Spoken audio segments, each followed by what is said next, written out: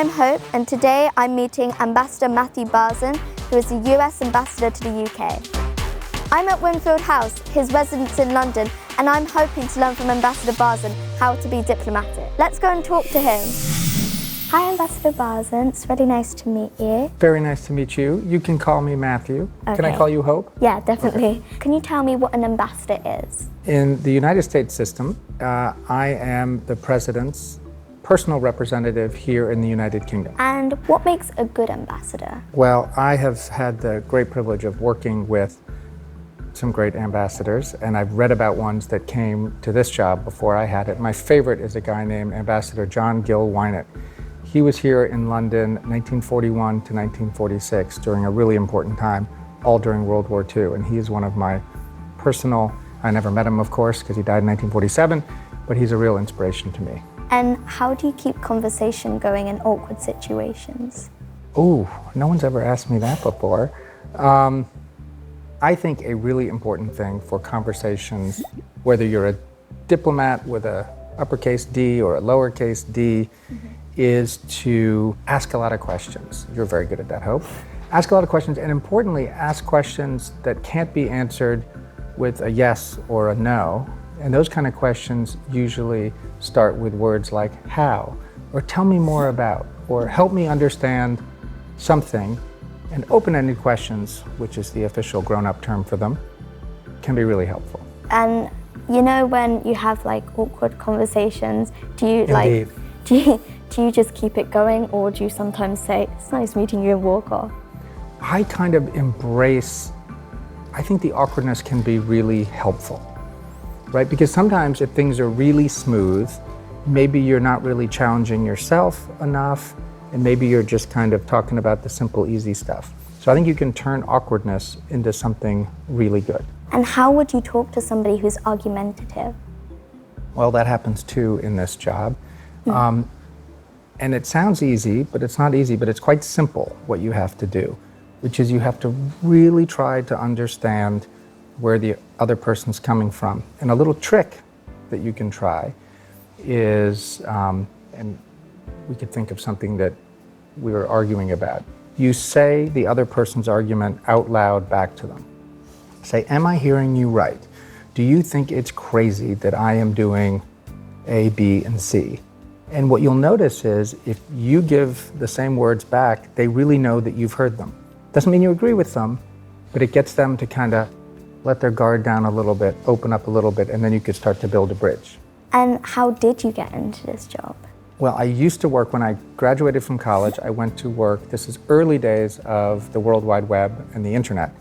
And I started working for a company in San Francisco that was one of the first .com companies. I did that for a while, and then I got involved in politics in 2004, so that's a long time ago. And I worked for John Kerry, who's now our Secretary of State, but he ran for president, and he didn't win, which was very disappointing to those of us who were working for him. And then I got a call from a guy named Senator Barack Obama. Wow, that must be amazing being able to talk to the president. It was lovely, and at the time he was a junior senator from Chicago, and he wanted to come to my hometown of Louisville, Kentucky, and asked if I would help him do some things there, and I did, and we got to meet, and then I started working for him when he ran for president, and then he asked me to serve as ambassador to Sweden, and I said yes, and then on, and here I am. And there are a lot of international problems facing kids. What ways could other kids help?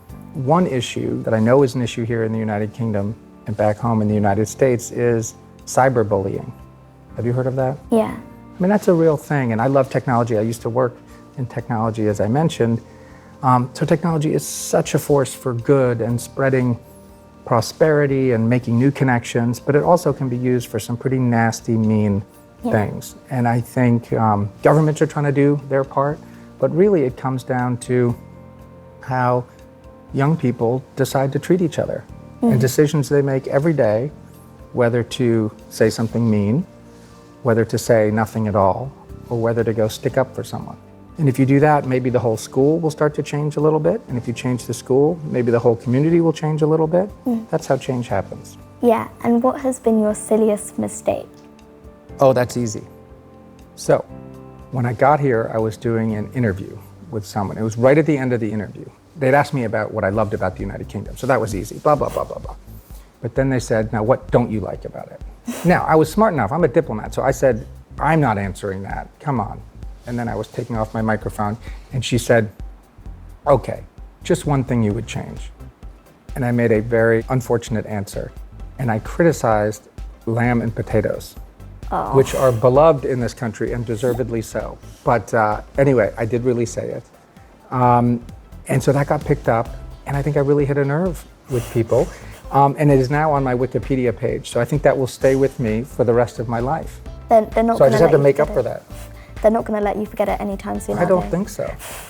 And what advice would you give to somebody my age? I am going to pass on to you a bit of advice I was given by President Obama.